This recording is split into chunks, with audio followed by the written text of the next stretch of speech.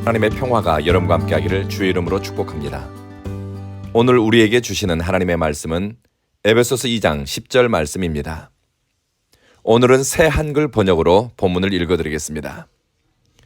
우리는 하나님이 만드신 작품들입니다. 하나님이 미리 마련해 두신 선한 일들을 위해서 우리는 그리스도 예수님 안에서 창조되었습니다.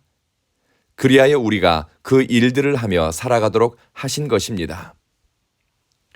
어제 새벽 말씀을 유튜브로 들은 수도권에 사는 몇 사람이 연락을 해왔습니다.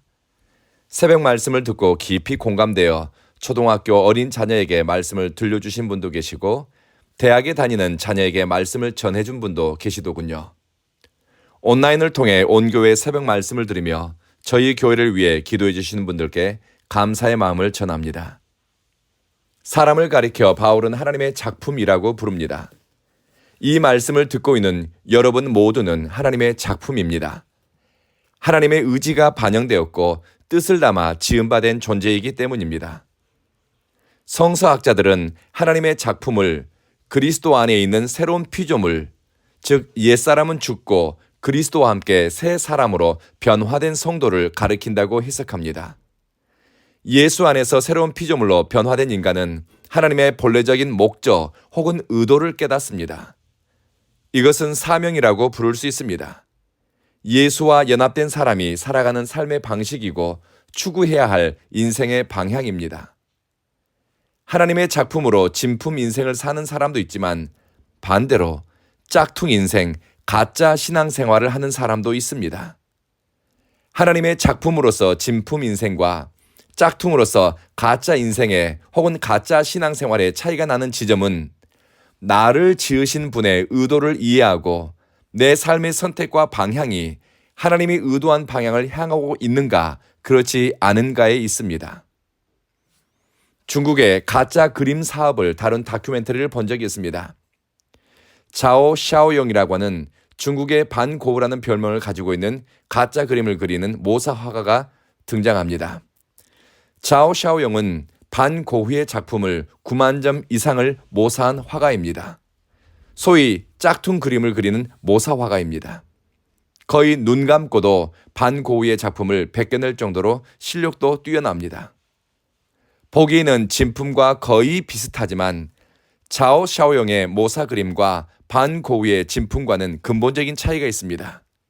가격뿐만 아니라 그림을 대하는 사람들의 태도도 다르고 바라보는 시선에도 차이가 있습니다. 대가의 그림을 대하는 태도는 경외감과 감탄, 조심스러움이 있지요.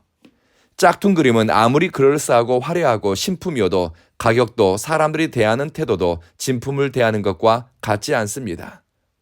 반고흐의 진품 그림에는 살아온 그의 인생 스토리가 있고 철학이 있고 의도와 메시지가 들어 있습니다. 누구도 흉내낼 수 없는 반고흐만의 기법이 있습니다. 그리스도 안에서 새로운 피조물로 지음받은 여러분은 하나님의 작품이고 하나님의 의도와 뜻이 대가의 기법처럼 남아 있습니다. 여러분을 하나님의 작품이라고 인식하고 이것이 자기 정체성이 된다고 하게 되면 내 삶을, 내 시간을, 내 몸을, 내 의식을 가볍게 허투루 대할 수가 없습니다. 구원받은 흔적, 주님께 사랑받은 흔적, 주님을 위해 헌신한 흔적, 들여다보면 주님의 의도와 뜻이 향하고 있는 방향이 여러분 속에는 있습니다. 이것은 나미날 크리스찬 명목상의 기독교인에게선 발견할 수 없는 것들입니다. 바울은 10절에서 선한 일을 위해 우리가 그리스도 안에서 지은 바 되었다라고 합니다. 이것은 미리부터 준비되었고 예비될 정도로 아주 중요한 일입니다. 그리스도 안에서 변화된 새로운 피조물이 완성해야 할 선한 일은 어떤 일일까요? 영어 성경은 good work라고 번역했습니다. 선하다라는 말은 우리 주님도 종종 사용하신 단어입니다. 선한 사람은 쌓은 선에서 선한 것을 낸다. 나는 선한 목자다. 선한 일을 하는 자는 생명의 부활로 나올 것이다. 우리 주님의 말씀입니다. 선한 일은 하나님의 성품과 속성을 자신의 인격과 됨됨이에 담아내는 것입니다. 하나님이 이루신 일의 의미와 가치를 일상의 원리로 나타내는 것입니다. 새로운 피조물은 옛사람의 습관이나 세상에 썩어져가는 풍조를 쫓아가지 않고 새로운 질서, 삶의 가치를 표대로 삼고 살아갑니다. 하나님이 그의 사랑하는 백성에게 율법을 주신 목적도 그 율법을 지키고 말씀의 정신을 따라 살면서 하나님의 거룩함에 이르도록 하기 위함입니다.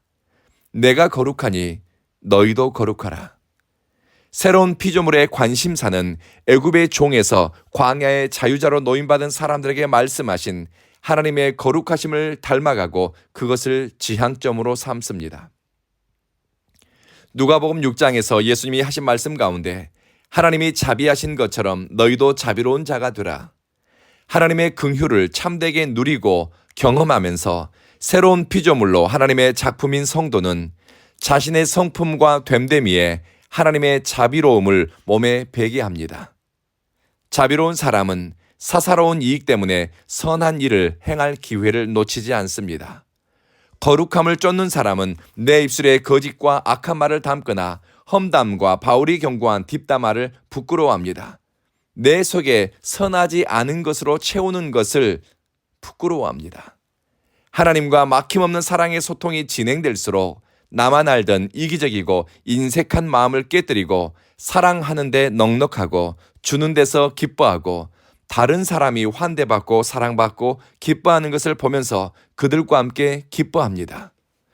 우는 자들과 함께 안타까워 울고 기뻐하는 자들과 함께 기뻐할 정도로 마음의 크기와 도량의 넓이가 자라가는 것입니다. 선한 분은 오직 하나님 한 분이시니 사람에게 선한 것은 죄인을 불러 하나님 나라를 유업으로 받게 하는 하나님의 긍휼과 사랑을 닮아가고 하나님의 부르심에 응답하는 일입니다. 허물과 죄로 죽은 이를 살리시고 그리스도 안에서 새로운 피조물로 우리를 지으신 하나님께 신뢰와 사랑으로 응답하면서 우리 속에 사랑의 깊이와 넓이를 더해가며 하나님의 사랑의 흔적을 드러내는 것입니다. 오늘 기도하실 때 환경과 조건으로 나를 인식하거나 세상의 성취와 이름으로 나를 인식하기보다는 하나님과 막힘없는 사랑의 소통 속에서 여러분의 가치, 부르심의 목적, 존재의 의미를 깨닫게 해달라고 기도합시다. 여러분은 사람의 어떤 평가나 말 또는 어떤 사람과의 관계 때문에 흔들리지 않는 사랑의 터 위에서 균형 잡힌 자존감을 갖고 견고하게 서게 될 것입니다. 그리스도 안에서 새로운 피조물로 지음받아 하나님의 거룩함과 온전함을 닮아가고 흉내내기를 열망합시다.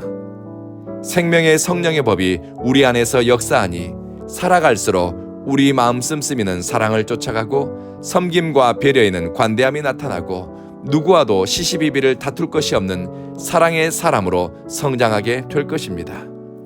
기도하겠습니다.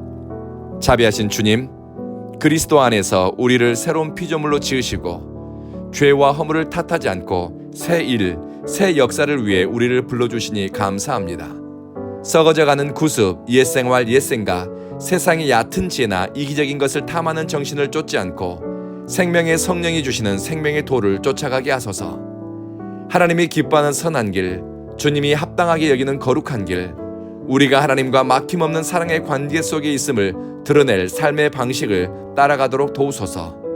우리는 배울 준비가 되었고 때로는 깨질 준비, 다듬어질 준비도 되었습니다.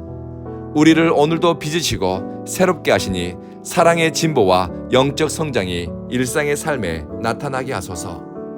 온 교회 성도들의 출입을 지키고 온 교회를 찾는 성도들은 하나님과 막힘없는 사랑과 위로를 예배를 통해 경험하게 하소서.